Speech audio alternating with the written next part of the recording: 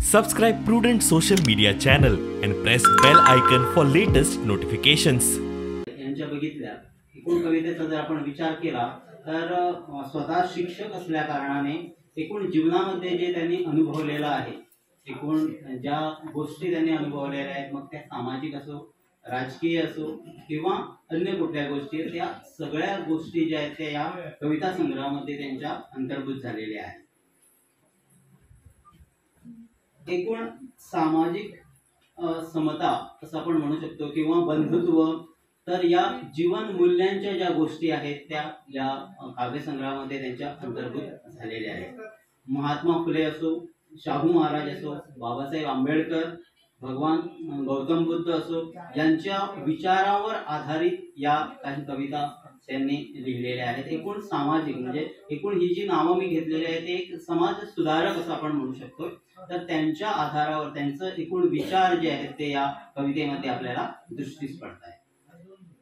त्याचबरोबर अन्याय, अत्याचार असो, समाजामध्ये ज्या वेगवेगळ्या ठिकाणी या गोष्टी घडत असतात त्याच्या विरोधात त्यांनी या काव्यसंग्रहामध्ये लिहिलेलं आहे.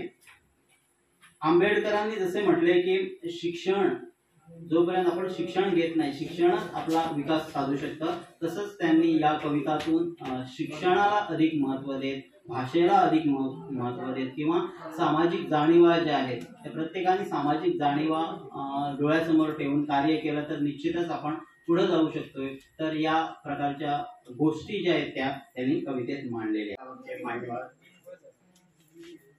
आणि कवी, श्रोते, ग्रामस्थ यांना प्रणाम करून माझे दोन शब्द मी मांडतो.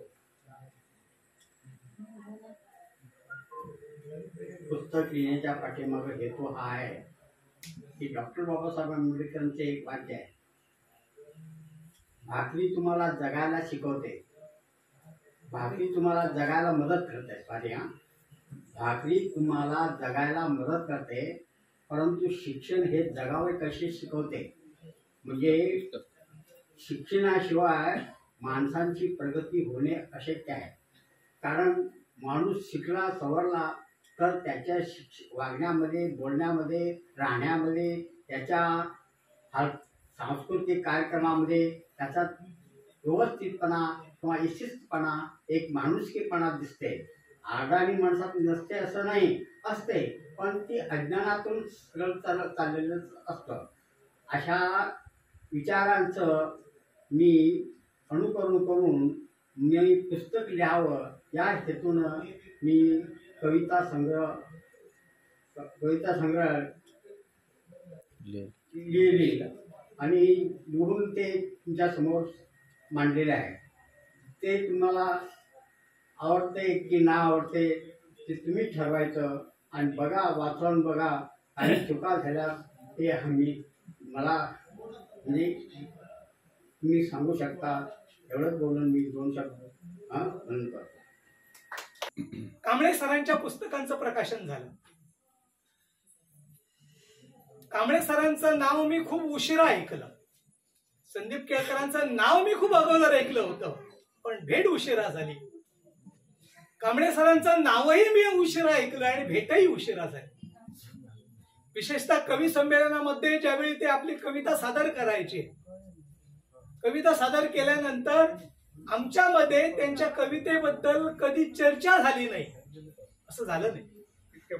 त्यांचा तो भारदस्त आवाज आणि आपली कविता ठामपणाने श्रोत्यासमोर मांडण्याची जी एक हातोटी आहे त्यांची निर्भीडपणाची, ती भावायची. हा त्यांचा 5वा कविता संग्रह. खर तर त्यांनी लिहायला खूप उशिरा सुरुवात केली, खूप उशिरा सुरुवात केली. कारण जर ती पूर्वी केली असती तर कदाचित आमच्या कानावर त्यांचं नाव आलं असतं, पण उशिरा सुरुवात झाली. पण उशिरा सुरुवात झाली आहे हे जरी खरं असलं तरी पुस्तकांच्या बाबतीत ते बरेच पुढे गेले. म्हणजे धवण साहेब बसलेले आहेत, खूप पूर्वीपासून कविता लिहित आहेत.